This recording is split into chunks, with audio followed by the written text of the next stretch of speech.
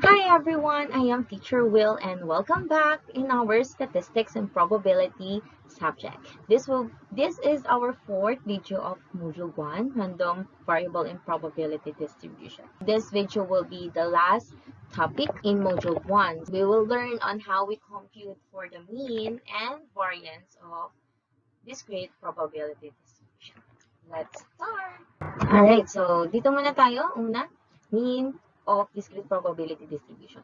So, the mean of discrete random variable x is a weighted average of the possible values that the random variable can take. Unlike sa ordinary mean na kinocompute natin sa mga observations natin, wherein we add all the scores then divided by on the number of samples, dito kasi, yung mean ng random variable, bawat outcome natin, meron siyang, naka-weight siya according to its possibility or the probability. So, mas accurate, for me, mas accurate siya to use when there is differences with the probabilities. Okay. So, the formula that we're going to use is this. To compute for the mean, we get the summation of the product of our values of random variable and its corresponding probabilities. Okay, so again, x are the values of random variable and p of x are the corresponding probabilities. Let's proceed with our first example. Alright, so example number 1, there are 4 balls in a box, 2 reds and 2 yellow. 2 balls are picked at a time. So, letter A, what are the possible outcomes? Letter B, what is the probability of throwing a red ball? And letter C, what is the mean of the given discrete random variable? So, una, ano muna yung mga possible outcomes natin? So, using tree diagram or kahit hindi na, kaya naman natin na yan. So, possible outcomes natin is, syempre kung bubunot tayo, makakabunot tayo, possible na makabunot tayo ng parehas na red. Possible na makabunot din tayo ng parehas na yellow. And possible, sa unang bunot natin, makabunot tayo ng isang red at isang yellow. And sa next na bunot natin, ang una natin nabunot ay yellow, tapos ang red. Alright, so yan lang ang ating possible values, possible outcomes in picking 2 balls in a box containing 4 balls. Okay? Next, so ngayon, ano kaya yung mga possible values ng ating random variable? So, kung mapapansin ninyo, ang random variable kasi natin ay red balls. Ayan. Red balls. Red balls po yung hinahanap. So, possible na wala tayong, ayan, 0 dito, wala tayong makukuhang red balls. So, possible na 0, possible na may isa, possible na may dalawa. So, hanggang dun lang, 0, 1, and 2 lang po. So, probability to get 0 is lang out of 4. So, that is 1/4. Then, 1 red. Itong possible itong dalawang to. So, we have 2 out of 4. And, sa pagkuha naman ng dalawang red, isa lang din naman. So, 1/4. Yeah. So, ito na yung ating probability distribution. Diba? Ngayon, letter B. Question letter B. Okay. This is letter A. For letter B, what is the probability of drawing a red ball? A red ball. So, isang red ball daw. What is that probability? So, pag isa daw is, ayan, according to our constructed probability distribution, 2/4 daw. 2/4. One red ball is 2/4. Ayan.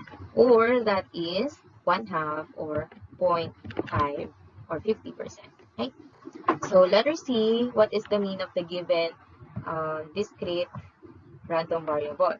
Ang kailangan natin ay yung, dagdagan natin ng isang column to. Ayan. Ayan. So, x times p of x. Diba? Kailangan natin, kasi kunin natin yung summation ng product ng x at saka ng ating probability. So, kunin na muna natin ang bawat product. 0 times 1/4, that is 0. 1 times 2/4, that is 2/4 pa rin. 2/4 pa rin. And 2 times 1/4, that is 2/4 as well. Then, ipag-add lang po natin siya. Then, the mean is summation of the product of x and the probability. Yan. So, ang Pag-add-add lang natin, we have 2 4 plus 2 4, which is 2 4 plus 2 4, 4 fourths, di ba? 4 fourths. Or 4 over 4 divided by 4 is 1. The mean is 1, which implies, or ang ibig sabihin lang naman nun, that the average number of red balls that we can pick is 1. Next, the probability that a balut vendor can sell 3, 4, 5 baskets of balut per day are 0.30, 0.50, and 0.20 respectively. Find the mean of the probability distribution. So let's construct first the probability distribution of this situation. So again, the number of baskets are 3, 4, at 5. Then their respective probabilities are 0.30, 0.50, and 0.20. Here. So our task is to find the mean of this probability distribution. The formula for the mean is the summation of the product of our values and their respective probabilities. Okay? So, ikunin muna natin yung mga product na yan. Yung mga product na ito. The products. So 3 times 0.30, that is 0.99, of course. 4 times 0.50, that will give us 2. Right? Yan, 2. I almost left. 2 there. And 0.20 times 5, that will give us 1. Tama? 1. Yan. Then, ipag-add-add lang po natin siya. Mean is equal to 0.9 plus 2 plus 1. That will give us 3.9. So, yan ang ating mean. So, syempre, wala namang 0.9 na mean. So, ibig sabihin lang naman na that the vendor would probably sell 3 or less 4 baskets of balut per day. Kasi wala namang, hindi kasi siya sakto, no? Wala naman ding 0.9 lang na balut. So, 3 or less 4 lang. 3 or less 4 baskets siya. Okay? Next. Ayan. So, proceed na tayo sa variance of discrete probability distribution. So, ano nga ba ito? So, when we say variance of discrete random variable, it is a measure of how much the probability mass is spread out around the center, which is the mean. Yan. Kung gaano siya kalayo sa mean natin. Yan. So, thus, the higher the variance, the farther away the result can be from its effective value. And this implies that if the computed variance is high, the scores are very much scattered around the mean. On the contrary, if the computed variance is low, the data are closely concentrated around the mean. Again, kapag malaki yung value ng ating variance or it is high, yung mga data natin, masyado siyang scattered o malayo sa value ng mean natin. Okay? And kapag naman mababa ang ating variance, closely siya, malapit siya sa ating mean. Okay? So that is variance. And the formula to compute for variance is this. We need to get the summation of this product. Kunin natin yung product ng itong square na to and its corresponding probability. Okay? And this symbol is the mean of the discrete random variable, and x are the values of the random variable, and this are the corresponding probabilities. Let's have an example. The probabilities of LED Light Corporation to produce 0, 1, 2, 3, and 4 defective lights in a day are 0.80, 0.10, 0.05, 0.03, and 0.02 respectively. Find the variance of the distribution. So, yung una nating task ay mag-construct muna tayo ng probability distribution ng situation na to. So, since given na ang mga values, sulat na lang natin. We have 0, 1, 2, 3, 4. At yung respective probabilities niya ay 0.8, 0.1, 0.05, 0.03, and 0.02. Ayan. Formula to get the variance, ito po yung summation ng product ng square, this is x pala, x square ng difference ng x and the mean, and its corresponding probability. po. So, yan yung formula natin. So, kung mapapansin nyo, kailangan natin ng mean. Kailangan natin mean. Kaya kailangan muna natin compute yung mean. And to compute for the mean, we need to get the product, the summation of the product of our x and its corresponding probabilities. So, x times p of x. Yan na siya. So, 0 times 0.08, 0.8, 0 lang din yan. 1 times 0.1, that will give us 2.1. 2 times 0.05, that will give us 0.1 pa rin, or 0.10, yan lang po yun. Yan. Then, 3 times 0.03, that will give us 0.09. And 4 times 0.02, that will give us 0.08. Yan. Then, ipag-add-add lang po natin. Yun na yung ating mean. So, 0.10 times 0.10, that will give us 0.20 or 0.2, plus 0.09, that will give us 0.29, plus 0.08, that will give us 0.37, right? 0.37. So, yan po ang ating mean. So, next na gagawin natin, para makuha na natin ang ating variance, ikunin natin yung difference ng values ng x natin at saka ng mean. So, x minus mean. Yeah. So, 0 minus 0.37, that will give us negative 0.37. 1 minus 0.37, that will give us 0.63. Right? 2 minus 0.37, that will give us 1.63. 3 minus 0.37, that will give us 2.63. And lastly, 4 minus 0.37, that will give us 3.63. Yan. Then, kunin natin yung square ng mga to, then i-multiply natin sa corresponding probabilities. Okay pa? Yan. Gamit na tayo ng calculator natin para mas mabilis. We have 0.37, negative pala. Negative 0.37 squared times 0.8.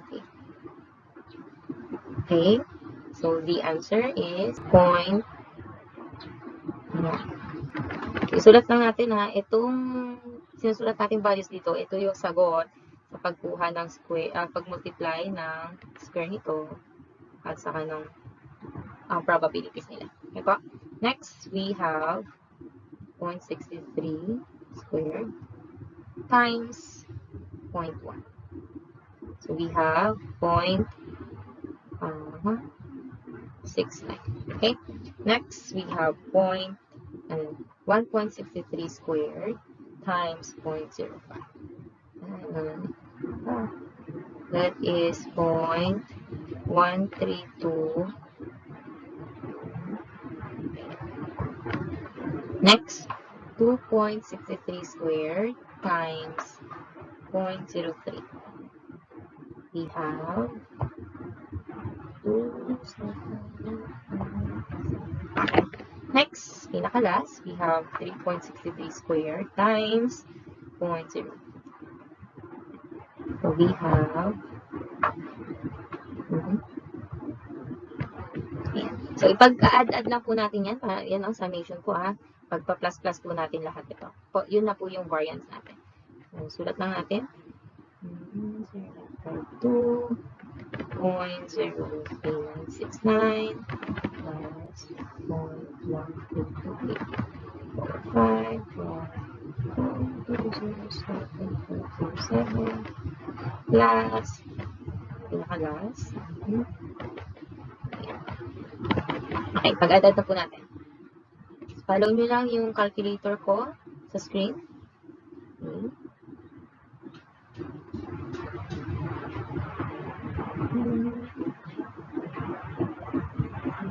Okay.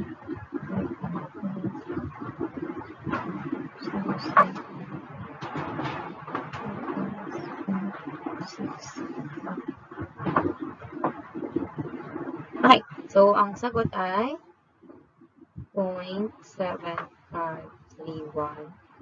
Or pwede naman natin siyang i-round off. So, 2 decimal na lang para mas madali. We have 0.75.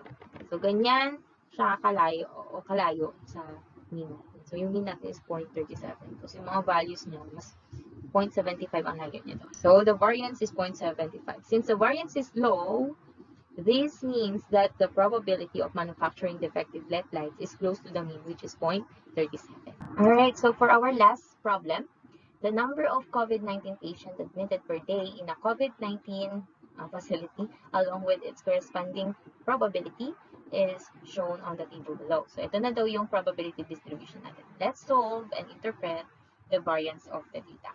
So, yung pinakauna munang step na gagawin natin ay computing ang mean. Kasi kailangan po natin yun sa ating pagko-compute ng variance. Okay? So, let's proceed. Hindi natin ang product. Ito. So, 0 times 0.5, that is 0. 1 times 0.3, that is 0.3. 2 times 0.15, that is still 0.3 or 0.30. And 3 times 0.05, that will give us 0.15. Then, ipag-plus-plus lang po natin. Yan na po yung mean natin. So, 0.3 times plus 0.3, that is 0.60. Plus 0.15, that is 0.75. So, 0.75 ang mean natin. Ngayon, sulat lang natin ulit ang formula natin para mas lagi natin matatandaan. So, summation of the square ng difference ng ating x at sa mean. And, i-multiply natin siya sa ating probability. Okay. So, una muna natin kunin ay yung difference ng x sa mean. So, 0 minus 0.75, that is negative 0.75. 1 minus 0.75, that will give us 0.25, of course. 2 minus 0.75, we have 1.25. And 3 minus 0.75, we have 2.25. Kunin natin square nito, yung square nito, then i-multiply natin dito sa p of x. X minus b square times p of x. Okay. So, diretso na natin siya sa calculator. Negative 0.75 squared times 0.5. That will give us 0.25. Sundan nyo na lang yung calculator sa my screen. So, we have 0.25 squared times 0.3. We have next 1.25 times 0.50.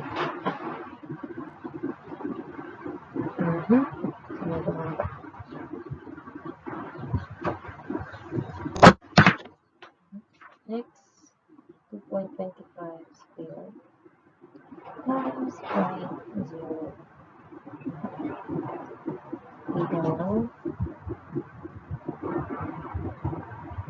Again, ipag-a-add lang po natin yan. Yan na po yung ating variance. Okay? Okay, follow na lang.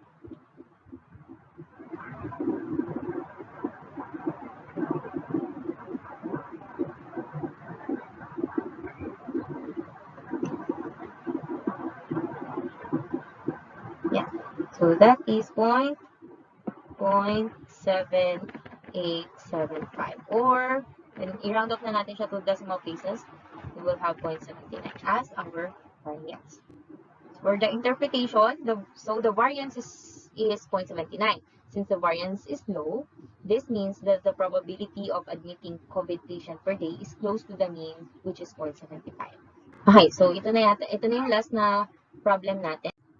Yan, wala na.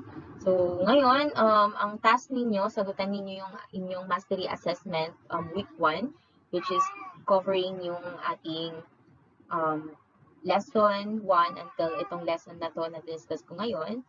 And after nun, kapag na-master nyo na, we can now proceed to our summative assessment na nandun sa ating messenger form. Or for the printed na nandyan, naka-attach sa pinakadulo na inyong module. Okay pa? And again, thank you for watching. Make sure to hit the notification bell to get updated with our lessons. Bye!